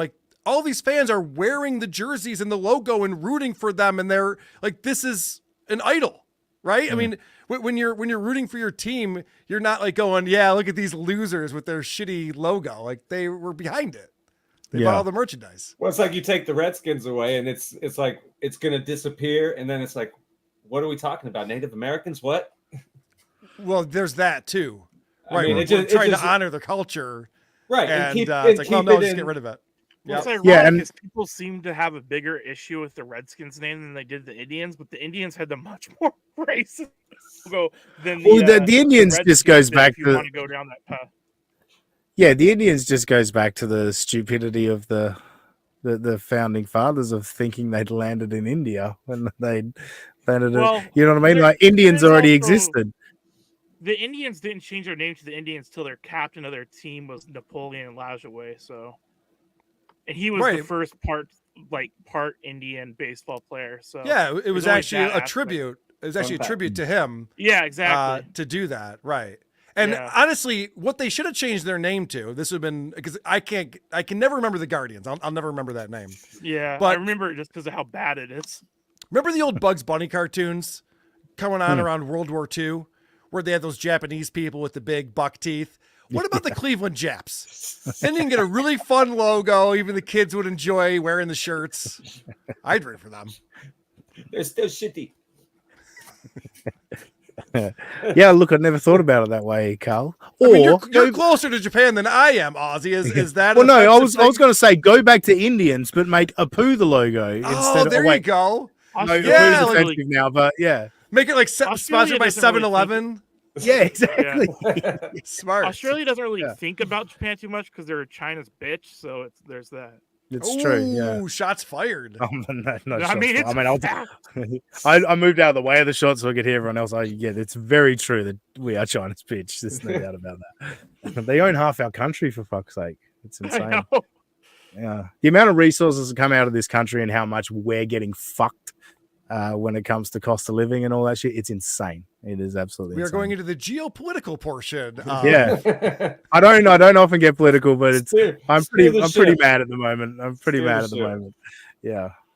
I just, as much as I would never want to see the Guardians win, because I'm still kind of upset about their whole name change. I do like money, and so I place the futures on them when they're plus 1,300 to win the World Series. So I am rooting hard for them. So all right, it's a I'm good glad reason to beat the Tigers. Yeah. What is it? Yeah. What's it been? 24 years since the Subway Series? That'd be That's cool. true. It could Yeah, happen. Like I'd be Mets in willing to 2000. lose my futures bet to see that.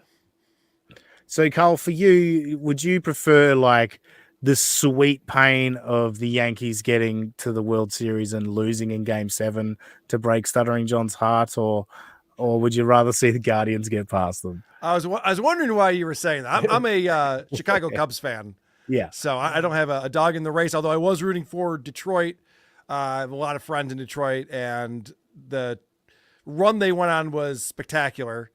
I didn't want them to be playing in the World Series during our show at the Magic Bag on October 25th, so I didn't want them to get that far. As far as the Yankees go, I have a tough time. I always grew up hating them as the evil empire, and there's a lot of Yankees fans. I live in New York State. There's a lot of Yankees fans who live here. Some of my really good friends are huge Yankees fans. So as I'm getting older and softer, I tend to start to root for the Yankees because I know it makes my friends happy. Yeah, fair enough. You know, So it's weird. When I was like, until I was 13, and then I used to hate the Yankees because of Steinbrenner, but now it's been like 32 years of Mariners just being so bad. My jealousy has turned into respect for teams like the Dodgers and the Yankees, where I'm like, I don't hate these teams. I wish my team was like them and was actually spending money. So I never get upset anymore when the Yankees win. It's like, well, yeah, I mean, that's what a team that makes hand over fist of money, they should at least reinvest some of it into the team. For sure. And look, I'm a Dodgers fan, but I'm not a big baseball guy. Like, I only watch the playoffs. I do find it hard with 162 games, knowing what games to give a fuck about. You know, I know the Dodgers are going to win 85 plus games every year. Yeah. And you're a Mariners fan, every game matters, so you watch all 162. Yeah. Actually, but like, it doesn't matter. It turns out. Oh, that's true too. Yeah. But no, I'm Dodgers and Cowboys, and the same thing happens every year with both teams. They win enough games, look pretty good, get into the playoffs, and then flame out in the first or second round of the playoffs. And I saw Dodgers like popping champagne after beating the Padres. I'm like, what? They should be. But you should popping not. like anti-anxiety meds, because the fact that they did not look good in that series. No. So yeah, I don't like that. Like, if you went on a run, you rallied, you got a wild card, and you got through the. If the I could see Tigers popping would've beat the champagne. Guardians, pop all the champagne in the world, but it's different circumstances.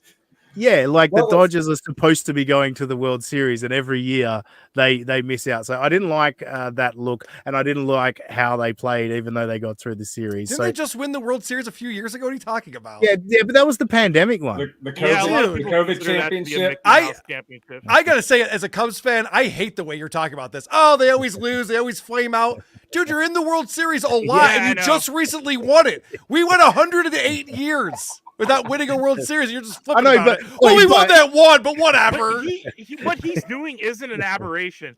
Every Dodgers fan talks this way. I'm like, I know. Bitch, just you make the playoffs. That's good. That would be good enough for the Mariners if we made the playoffs. I've talked to Yankees fans. I've talked to Yankees fans in like June, and I'm like, hey, how are the Yankees doing? They're in first place. They're like, I don't know. They're not very good. Yeah, they're in first place in the hardest division. There was people calling for Aaron Boone to be fired when they were like 3 games up in first place. I'm like, dude, you can't fire somebody when you're in first place. Dodgers win the division every year. But Carl, I just want to go. If the Cubs ended that 108 years on a 60-game season affected by a pandemic, would it be as satisfying to you as the one you got in 2016, wasn't it? No, good point. That Dodgers victory doesn't even count. Yeah, good. You're right. Fuck the Dodgers. Yeah, I'm so desperate. I would have counted it as a Mariners fan, but yeah. The cutout at the the people time in I the would have stands probably would- as the years go on and be like, man, it would have been nice if we had actually won it in a regular season, like with 162 games. But So, Carl, who you got? Who you got going into the World Series, and then give us a World Series champion as well. All right, I'm going to go Subway Series, Mets, Yankees, and Yankees in 6. All right. Fuck. Yeah, I mean, I'm a Dodgers fan, so I want the Dodgers to get there. But a Subway Series is cool. If the Dodgers don't make it, a Subway Series is cool. I like the Mets because of Seinfeld, so I'll go. I'd go the Mets. The Mets have been very hot. I mean, the Dodgers should win this. I'm sure they're favored, right, to win the series. I would think they are. Yeah. I think the Dodgers, though, even though the Mets are on this run and you could see them being like, oh, we got to keep this going, I think the Dodgers are going to be prone to what my favorite sports talk radio guy calls Tychus syndrome, where Yeah. I can see the Dodgers, if they lose like game 1 or game 2 and it starts going deeper and deeper in the series, I could just see the Dodgers choking it away. So I think the Mets are kind of playing with house money. They know this team isn't going to be the same next year. This is the last run for guys probably like Pete Alonso. He's probably going to go sign a massive contract extension. Will Winker be back? A free agent deal or something. And so, yeah, I would have to do Yankees because I just like sometimes you think team of destiny and sometimes the paper just tells you can't go against the team. And Guardians, Yankees, you can't in good logic say the Guardians are, except for their like late end bullpen, are better than the Yankees. So Yankees, Mets. Yeah. And unfortunately, I was before Carl said it, I had put Yankees in 6, so I'll go that way too. Nice. I know that's terrible, like radio, as they say, when you agree with each other, but yeah, I agree with Carl. Fuck you, Josh. Unfortunately, Jake Taylor's not going to be walking through that door, so I'm taking the Yankees-Dodgers World Series, and I like the Dodgers. That'd be exciting. Like, yeah, Dodgers fan, I got to say Dodgers are going to win it because otherwise what the fuck am I talking about? But in all seriousness, this series does scare me. I think if the Dodgers get through, I'm more confident that they win the World Series. I'm more worried about the Mets. For everything you guys said, the Dodgers do this every year, cough it up. The Mets have got nothing to lose. It does scare me, but I'll stick with the Dodgers. Hey, Ohtani's handler's gone down for this shit. So Ohtani versus Judge has been billed. It's gonna happen. Oh, that's trying to that's put a out good these point. little nuggets that Ohtani might pitch in the World Series if they make it that far. I'm like, there's no chance. I mean, it's not we McGuire loved and your Sosa risk. back from like the late 90s. Well, I mean, he's throwing bullpens at 100% effort. Like, he's got his fastball back to 100 miles an hour, allegedly. But, like, there's no chances his agent's going to let him risk. Well, I mean, he's already signed for $700 million. What's it matter if he throws it out? Yeah, that's a good I don't point. think it's up to the agent at that point. If you got to win a game in the World Series, you got to win a game. Yeah, That's but true. I mean, if he was coming up on his contract, I guess that's a good point. I could see it happening now. Yeah. That'd be Well, pretty yeah. exciting. Awesome. Especially if he was That would pitching be, that would against be like a Judge. baseball moment you'd write about Yeah. 100 years if he made Well, that's a it. great point, actually, for theater.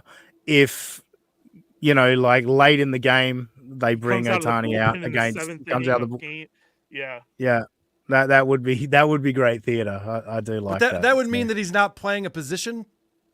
Well, they changed the rules. good point. Because They changed. There's the Ohtani rule now where you can come in, and what is it? I forget the exact language, but he could play designated hitter and then switch to pitcher. Okay.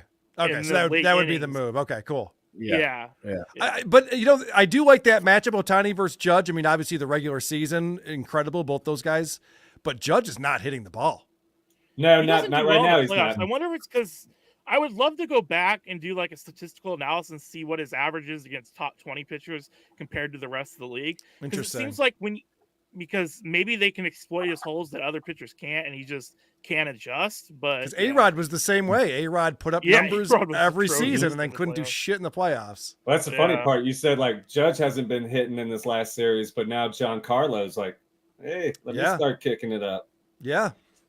He's playing play. And also throughout that series was something that's come across my Twitter feed, Carl. Maybe you need to start. Who are these sportscasters? What have we thought of Bob Costas calling these Yankee games? Like so uninspired, so just like bland and boring. I guess you were going to say something, Robbie?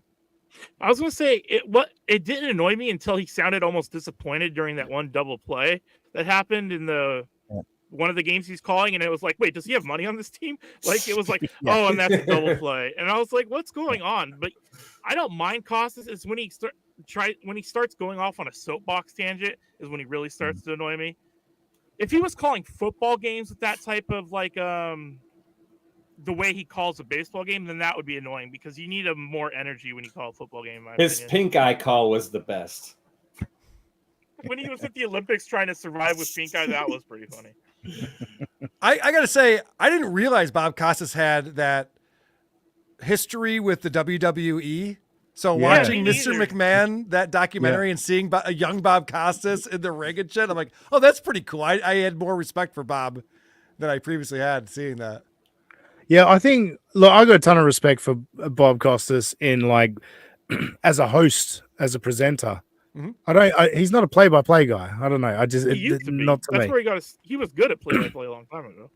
Yeah, don't get me wrong. I think he's perfectly fine doing play-by-play. Like he can do a perfectly good job, but he's not inspired. You know, there's plenty of callers out there that are terrible, play-by-play people that are terrible, and I just found him really boring. Like, you know, get the energy up is all I'm saying. All right, Carl. Robbie is one of the biggest Josh Allen ball lickers in the world, and you're obviously a big Buffalo Bills fan. Thoughts so far on the season and how you feel it's going to go for the rest of the season? I was telling my buddy Vinny Paulino is a huge Dolphins fan. I said, hey, man, do you want a quarterback? Because I got one for you. Because Josh Allen, the last 2 games that he's played, I've never seen worse quarterback play. I don't know what's going on with him. I don't know if he's concussed or if he's just injured or what's up.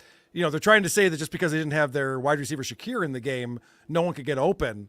But he's just not making the plays. Allen looks terrible these last 2 weeks. I don't know what's going on with him. I didn't expect a lot from the Bills this season. Now the way the division is shaping up, it looks like it's a very winnable division. So yeah. This Monday night game against the Jets, I'm terrified that somehow the Bills lose the fucking awful Jets team that just fired their coach. So I don't know what's wrong with Allen. He looked so good in the first 3 weeks and looked so bad the last 2 weeks. I don't know what's up. Robbie, rebuttal?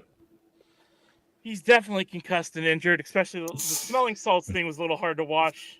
It would have been great if he came back and won. We'd be doing a Captain America narrative, but instead it's like when they had the defense gets them first and goal, they're down 20-17, first and goal, and they had to settle for a field goal right there. You're just like, okay, they're not trying to win this game. I will they don't know how. I mean, the Texans and Ravens are both 2 of the probably top 7 teams in the NFL. So if you're going to lose 2 games in a row, that would be a good 2 games to lose in a row. No, I agree with you. That's a hard part of the schedule going on the road against those 2 teams. But it's the way the offense played that's got to get you going as a Bills fan. Like, what are we even doing? Are we going to figure this out? Like, and it is troubling that if you need Khalil Shakir, who's a good slot receiver, but if you need him to be on the field for you to have the offense to move, that's concerning. I still think Josh Allen's the second best QB in the league, maybe third after Burrow, depending on Burrow's like a glass cannon though, so who knows? But like, I mean, the Bills fans that shit on Allen and say you want to trade him, who would you rather have? Like, you can't have Mahomes. I'm kidding. I was just angry because he had 2 bad games in a row. I know named Rob who loves goats, who legitimately has hated Josh Allen the entire time he's been in Buffalo, and he's a Buffalo Bills fan. Well, that's and stupid. It's just one of those things that is so annoying to me. So, no, he had 2 bad games, but besides Patrick Mahomes, who hasn't had 2 bad games in their career, or Tom Brady? Like, I just don't get it. My wife was convinced. Jets, yes, I agree with. I will press the nuclear panic button if they lose to the Jets. Let's my wife was convinced that Josh played poorly because Stephon Diggs is on the other side. I don't buy that necessarily either. People that actually watched the Jets, the Bills last year, he looked so washed at the second half of that season. He couldn't get separation. He didn't care and anymore. He's not a jump he baller. wanted out. Stephon Diggs has to get separation on his routes so we'll see. I mean, I'll definitely go with Josh Allen being the second best quarterback in the league. I think you mentioned Burrow, but he's injured too much, and what I would give to have Josh Allen on the Cowboys, let me tell you, that would be phenomenal. So yeah, enjoy your Josh Allen, but yeah, he does. He's one of those guys. I don't think he's necessarily as bad as Favre with his mistakes, but he is like Favre, where he's going to take the risk and he's going to throw picks and turn the ball over. He hasn't thrown any picks this year. Yeah, that's true. That's the one thing that you could say, because last year that was the big thing. He was giving the ball away too much. Yeah, he's not doing it this year. Bank it in that he would throw 2 picks a game last year and just hope he throw 4 touchdowns to make up for the cancel some of that shit out. Yep. The Bears are 27-10 or 28-10 against Jacksonville. We got another London game, have we? Yep. That's that London shit. Fuck Jacksonville. Bears are up, you said? Yeah, the Bears are up big. Oh. Fourth quarter just started. I'm glad I benched all my Jaguar guys then. I was How much of a bust is Trevor Lawrence? Dude, they threw so much money at him too. I don't know what. And they didn't have have like, to. They didn't have another to throw year? that money at him. No, they didn't. They thought they had something. I don't Or know they why. could have like waited 6 games into this. There's no rule against doing extensions in the middle of the season. Why not wait and see if he starts off the year well, and then say, okay, we'll throw you this god-like amount of money at you? But no, it was a wild. They got seduced by the 24 or 27 point comeback against the Chargers in the playoffs. They got seduced by that, Yeah. and they said this is But our the problem future. is, you have to ask questions if you get down by that many points in the playoffs. Yeah, to come exactly. back, you know what I mean? So No, agreed. Carl, you like looking at that division, the AFC East. It really does look like Buffalo can a bit similar to last year. Actually, can just fumble their way into winning that division, right? Yeah, well, I was saying this before the season started. I'll say it now. The Dolphins, I think, are the best team in that division. Losing Tua, I don't know if they can overcome that. Will Tua come back? Possibly. Maybe he'll come back and play really well, and the Dolphins will go on a run. That could definitely happen. But if they don't get Tua back, they got to figure it out because Tyreek Hill's getting pissed. He's not getting the ball enough. They have too many players with skills that do not like losing these games and not getting any stats. That they're going to implode. Yeah. No, agreed. The Dolphins have two legit I almost wide want them receivers to sitting stay there. competitive because if they really implode, there's a nightmare scenario where Tyreek Hill goes back to the Chiefs and then no team has a chance to win the Super Bowl besides the Chiefs. So that would be bad. I'm going to bring up a comment for the first time today. Blackcast, thanks for joining us. How's it going? I'd super chat you a plug to promote our Bob Costas coverage on WATB on Tuesday. How are you not monetized? We're close. Yeah, everyone that's here actually. 100 as of today. Yeah, we actually subscribe. Hit subscribe, please. We're almost we lost there. people? How did we lose people? We lost 2 last week. I saw it at 470, and then I saw today it was 468. So we lost because your take on Metallica. That's why it must have been. Yeah, it was Jay Scoop. Damn it. It was Scoop, definitely. Yeah. So Christian Blatt and Eric Zane, they do a show on Who Are These Podcasts YouTube channel. Who Are These Broadcasters? It's every Tuesday at 2 p.m. Eastern time, and they'll be covering They talk about the broadcasting, not the sports side of things. So they'll be covering broadcasters. It's Nice. the only title of your like little Who Are These umbrella. It's the only title that makes grammatical sense. I know, and I want it to be Who Are These Broadcasts? And then I can't remember if it was the logo or the theme song became Who Are These Broadcasts? I'm like, that's fine. Yeah. That works. Yeah, for sure. Well, look, I think we've done enough. Carl, you've been really generous. More than generous. Yeah, I mean, I think all the people that are here already know what you do, but anything you want to let anyone know about, now's the time. Well, thanks, fellas. Thanks for having me on the show. It was a lot of fun talking to you guys. We do Who Are These Podcasts? If you still listen to audio podcasts like me, then go subscribe wherever you get your podcasts from. Full episodes come out every Thursday and Sunday. We dropped one this morning. And of course, we have the YouTube channel, and I take different segments from the episodes, and I usually put out a segment a day on there. If you do want to sign up for our YouTube paywall or patreon.com/Who Are These Podcasts, you get bonus episodes every month, and you can watch us do WATP live every Wednesday and Saturday. Excellent. Thank you very much, Carl. You are a legend. And you've blown away our record live viewer numbers. I took a photo when it hit 100, and it went up to like 116. So that was cool. All right. Yeah, That's awesome. It's been Awesome great. job, Carl.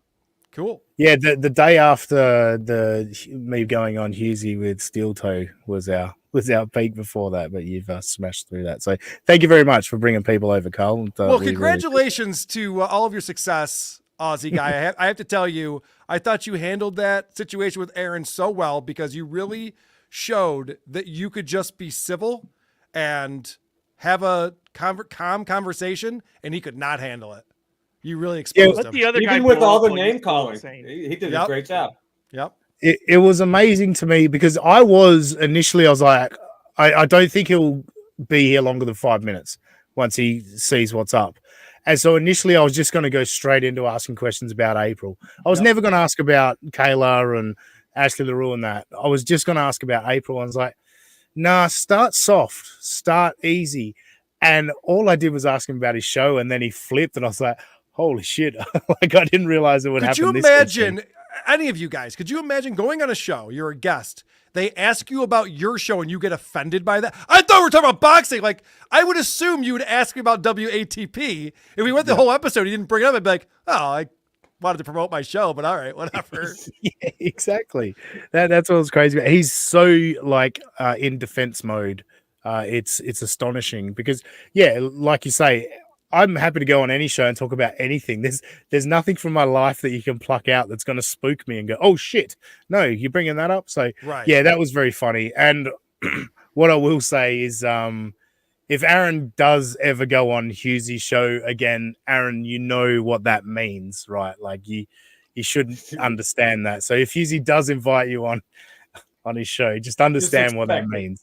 Just expect it. There's no ambush this time. If you go on Hughesy's show again, there is no ambush. Josh, hit us with your plugs. If you want to play some NCAA 25, you can find me at J311 down with 420 on the PS5.